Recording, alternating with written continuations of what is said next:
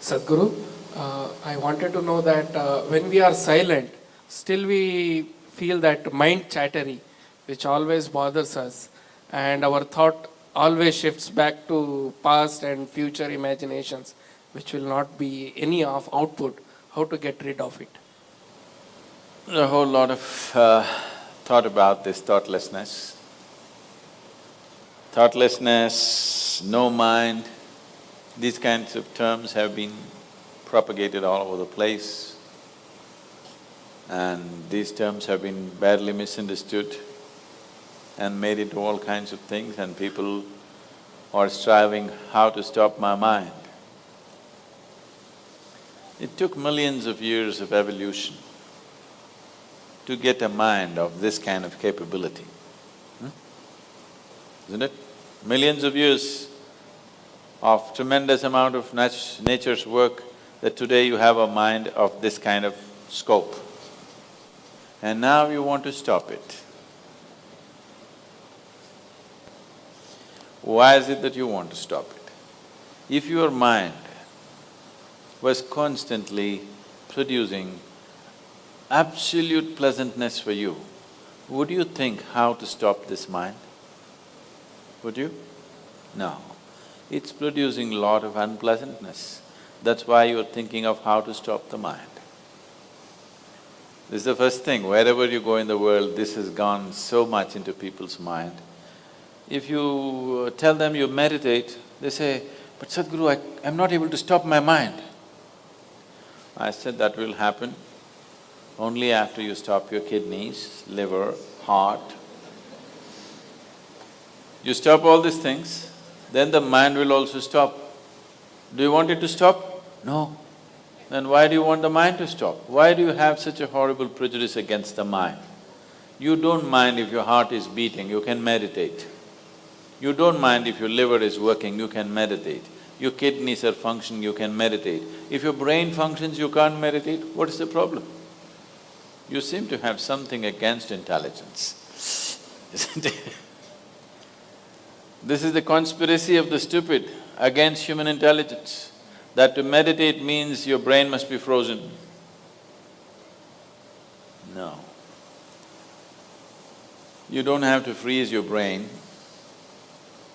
We were looking at this yesterday itself.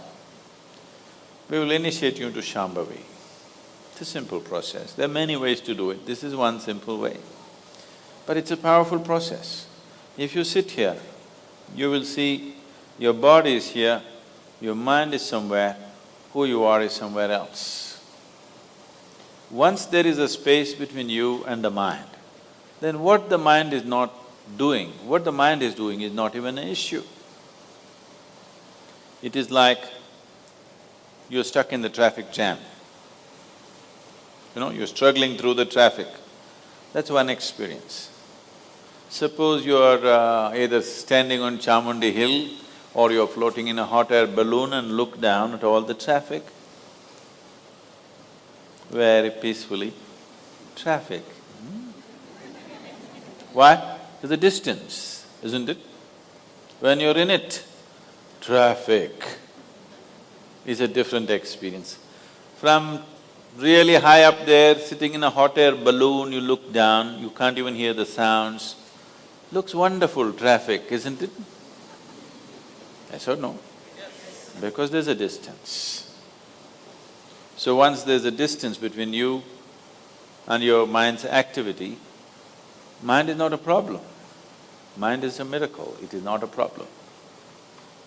And anyway, if thoughts are going continuously, if you're having a mental diarrhea, obviously you ate some bad food, isn't it? Yes.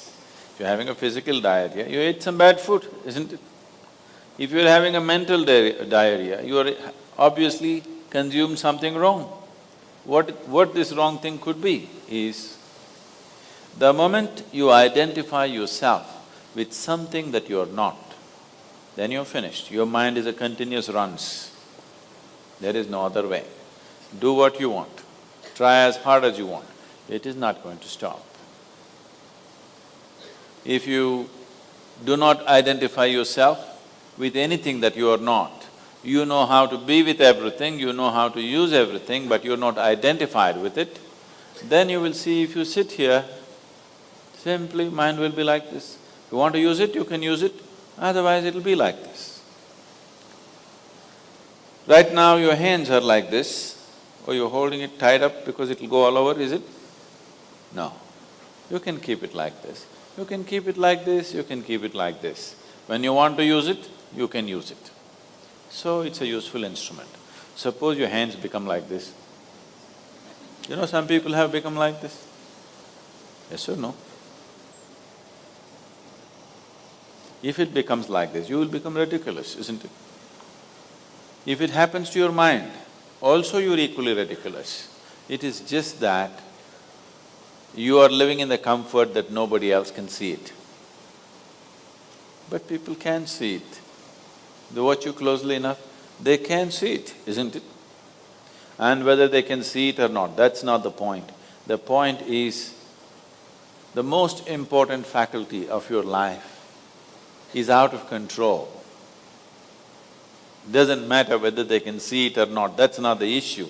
The issue is, the most important faculty in your life is out of control, doing its own rubbish all the time, not doing what you want it to do.